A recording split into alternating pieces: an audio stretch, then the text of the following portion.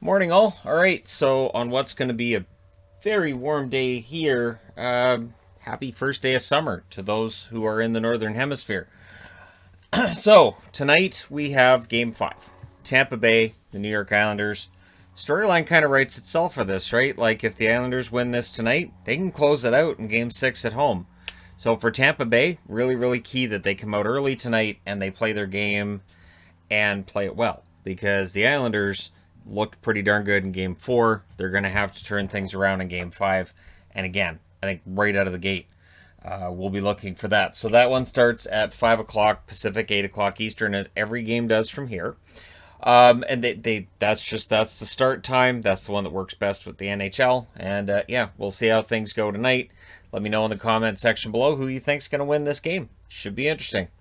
Sad news today out of the Minnesota Wild organization, and there have been a number of posts regarding this. Tom Kurvers, who'd been battling lung cancer for a couple of years, lost that battle. Today it was announced. 58 years of age. That's just too young. That is really too young for any of that. And he was diagnosed in 2019. He was the general manager for the Iowa Wild and the assistant general manager for the Minnesota Wild themselves. So, condolences to his family and friends. If anybody's wondering, will I ever do a Tom Kurvers video at some point? Yes, I don't do that right after something like that takes place. At some point, I'll probably do a Tom Kurvers video. Because he did play for a long time in the National Hockey League, and he was a very good power play defenseman. He was very good offensively. There was some suspicion regarding his defensive play, but beyond the suspect defensive play, which some seasons he was pretty darn good with, and again, I'll talk about that when I do a video on his career. And the trades he's involved in throughout his career were fascinating. And then, of course, after his playing career, long career still in the National Hockey League on different fronts. Blake Comeau has signed an extension with Dallas. The Dallas Stars signing him to a 1-year, $1 million extension. That's a very solid cap hit for Blake Comeau. Comeau played 51 games this year, 4 goals, 10 assists. There's no offense with Comeau. It is, all basically the physical game and bottom six play. But I'm glad Dallas is keeping him around. I think he was a solid forward for them. So that's the Dallas Duds for this video. Interesting. So Peter DeBoer, after last night's game, said that Marc-Andre Fleury was given a rest day. And it makes sense. Remember, these guys are playing every other day. And in Vegas's case, it took them 7 games to take out Minnesota, 6 games to take out Colorado. They've been playing a lot of games. So it makes perfect sense that Fleury, at this stage in his career, gets the odd night off here and there to heal up and get ready for the next game, which he'll likely be the starter for the next game in Game 5 at home in Vegas. But immediately yesterday, everybody was sort of throwing their arms up and saying, how dare they go to Lehner? Now, some of this is fans, and some of it is media. So Robin Lehner really ripped the press in his post-game last night, and fans as well, and basically said, a lot of the stuff that people are saying, it's not the way he put it, and I don't blame him. I have to say, he basically said that he spent 2 hours on Twitter before the game, seeing what people were saying about him and getting mad about it. He would notice my Twitter account, I never said anything negative about it. There was even the case where when Fleury, had the botch in the last game, I said I can't wait to see how this is blamed on Lehner, because I know that's how it's worked. I find it so weird because if you look at Lehner's numbers after his last year in Buffalo, his numbers with New York were good. His numbers with Chicago were good. Chicago traded him because they couldn't come to contract extension agreement with him.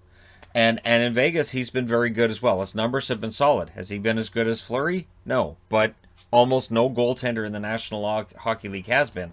The important thing with Lehner is Vegas wins more often than not when he's in the net. And his winning percentage in Vegas has been fantastic.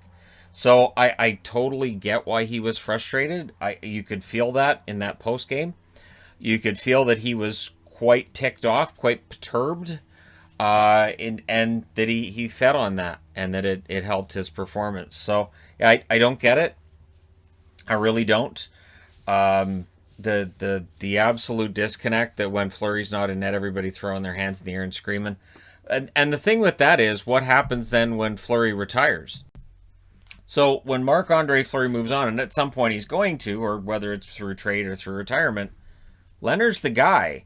So you're stuck with him. And take it from a Vancouver fan that watched fans say whatever about Luongo and press say whatever about Luongo, and then whoops, Corey Schneider got traded. Oh boy, this is awkward, isn't it? You don't want to be in that position. So yeah, and of course that all ended very badly for Vancouver until, of course, the Luongo trade turned out pretty good eventually, but in the beginning it just anyway. So yeah, I don't blame Lehner for being angry, and yeah, channel it the right way. I do like when players channel that anger the right way. So according to John Shannon, 2 drafts of the schedule for next year are being sent to every NHL team this week. Now, the reason that there's 2 drafts is because there's one including Olympic participation for the National Hockey League and one not including participation at the Olympics for the National Hockey League. And both of them have an October 12th start, which means that, yeah, we're going to award the Stanley Cup in the middle of July, and then you get 3 months before the start of the next season, which is about a month less than you normally have. Which, again, for me means a lot less off-season videos I have to plan out and all that, because you're going to have the draft, free agency, and the expansion draft all encompassed there. And, yeah, the off-season for me is going to be way shorter than normal. The weird part's going to be that within a month after that Stanley Cup is awarded, I'll be doing season previews already, because we're already getting up to training camp. And I try to make sure I have my season previews and my predictions on who's going to finish where, which this year's going to be just crazy trying to figure it out after the way the scheduling was this year. Trying to figure out who's going to finish where in each division is going to be tough. But it more guesswork than normal, and normally it's a lot of guesswork. But I try to have that up before other publications bring out their annuals and yearbooks. The first time I did it, there was some belief that maybe he's being influenced by other publications, which is possible. So I said, no, I'll start predicting mine first. So yeah, we'll see how things turn out. Speaking of unpredictable, Seattle. So GMs right now are signing contracts, and some of the contracts that are being signed may very well be for expansion purposes. I refer back to Blake Comeau. Does this mean Dallas protects Comeau? Not necessarily. And with a contract like that, does he end up in Seattle? Maybe. I think that Seattle's going to take a defenseman from Dallas, but we'll see. We'll see what happens there. Seattle today announcing through John Forsland and retweeting that out, JT Brown's retiring as a hockey player and will join the broadcast team with John Forsland as the color commentator for Seattle Kraken games. So it's going to be important for the Seattle games, and I think this is the way they broadcast it. It has to ride that line of catering to fans that already know the game, as well as introducing fans who may not know the game yet to the game. So, yeah, which is something that I try to do on this channel as well. I try to keep in mind that not everybody who's watching these videos is necessarily somebody who's watched hockey for a long time, that there may be new fans.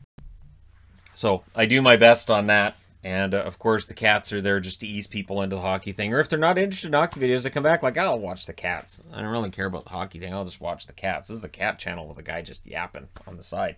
Can't he center the camera so the Cats are in the middle of the camera? Not yet. We're not there yet.